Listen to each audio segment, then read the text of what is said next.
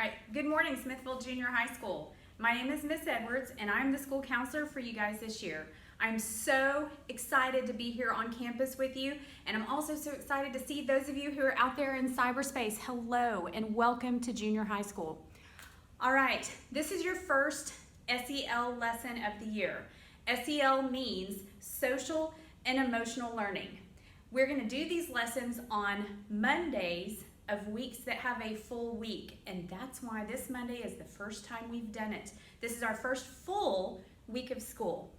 Your SEL lessons will happen in Tiger Time and will happen either on a video or with a short conversation that your Tiger Time teachers will facilitate for you.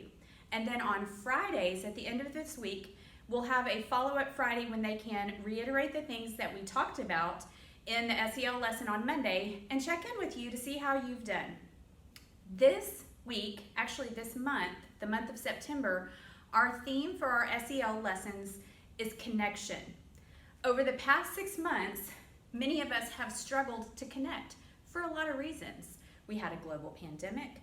We had a rapid end of school in the spring. We immediately had to go online, and we've been separated in lots of ways from people that we care about and from routines that were normal as a part of our lives. So, now that we're back in school, we are going to work on reconnecting. So this theme for September is connection.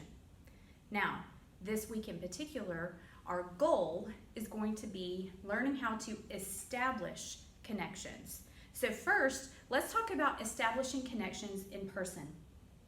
Those of you who are back at school know that it's a little bit different than we've seen it in the past. We have to walk on one side of the hallway, we're wearing masks, we've got to stay socially distant from each other. But even with all of those challenges, it is possible to establish connections. So let's talk about some ways that we can accomplish that. First, we greet each other. We say hello. We wave. We smile. We learn each other's names. Some of you have noticed that I'm trying to learn names as I walk around the cafeteria at lunch duty. I know that Miss Kelly and Miss Van Clark and Miss Peterson are all doing the same thing, rapidly trying to learn your names because we know that that is one way that we can establish a connection with you. I encourage you to work on learning the names of the people in your classes and of course your teachers as well. Another way that we establish a connection with each other is by positive body language. When I say positive body language, I'm talking about things like waves, or something to physically show that you are reaching out to communicate to another person. I'm talking about smiling, but smiling under a mask is kind of a challenge because the mask covers from here down, but your eyes will tell the story of your face. So if you're smiling under here under the mask, your eyes are gonna look smiley too. If you're frowning under the mask, your eyes are going to look frowny too. So work on having kind eyes, friendly eyes to help you establish that connection. Another way you can establish a connection is by being courteous. Whenever you come up to a hallway and there's an intersection, you can go like this and let the other person who you were about to crash into go first. You can hold a door open and step back and out of the way while somebody else passes through the doorway. And then finally, being helpful, being willing to assist someone when something goes wrong or when something is unexpected that happens, that also creates connection between people. It establishes an environment of care and concern, and I think that's a wonderful thing. Those of you who are online, I haven't forgotten about you either. It is challenging sometimes to establish connections online, but it's not impossible. So, when you are in your online Google Classrooms, one way that you connect is that you complete your assignments every day so that your teacher knows that you're out there, knows that you're paying attention to the content that they've created, and knows that you care about getting your work done. Another way those of you who are online can establish a connection is by making the little private comments on the Google Classroom on your assignments and on the announcements even in class. You can create private comments and you can say, hey, Miss Allen, how you doing today? I'm doing all right. That's always available. You can also ask questions that way. Tell them things that you liked, tell them things that you understood, tell them things that you didn't understand so that you can establish that connection with your teachers. Another opportunity for you to establish a connection out in cyberspace would be to email your teachers as well. Here in Smithville ISD, our email addresses are uniform. It's the first letter of the person's first name and then their last name at smithvilleisd.org. So for me, it would be J, because the first initial of my first name is J, then Edwards at smithvilleisd.org. Those all can be found on the website, and there's probably a link to it on your teacher's Google Classroom as well.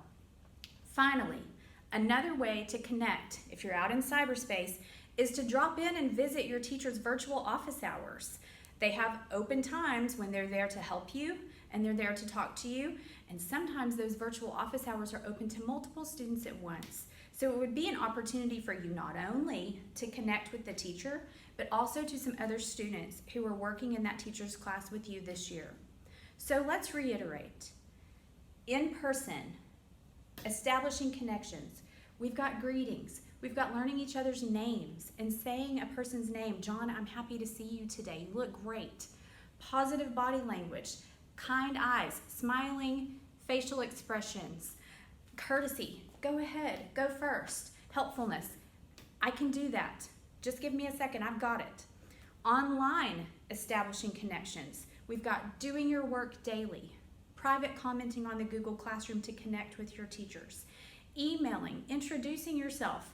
Telling your teacher, that was a great lesson the other day. That was so cool, I enjoyed it. And attending the virtual office hours. Establishing a connection is the first thing that has to happen in order to create healthy relationships between students and healthy relationships between students and teachers and an overall positive climate here on campus. So it's a very, very important thing for us to accomplish. So here's your challenge and here's your dare. For this week, I challenge you to establish a connection with every one of your teachers and with at least one other faculty or staff member, whether that's a principal or a cafeteria worker or a custodian or me, the counselor, or the librarian. That's your choice. That's your challenge, right? Your dare is to establish a connection with another student who you haven't previously established a connection with. Maybe that's a new kid. Maybe it's somebody from a different grade level who just came up to junior high. Maybe it's somebody who's been here all along, but you've just never established a connection with that person. So, one more time, here's your challenge and here's your dare. All right, now, your Tiger Time teachers have a couple of questions that they're going to talk to you about right now. They're going to ask you, they're going to hear your thoughts, hear your opinions, and then on Fridays, remember it's Follow-Up Friday, they're going to check back in with you and see how this establishing connections has gone. Until then, have a great day.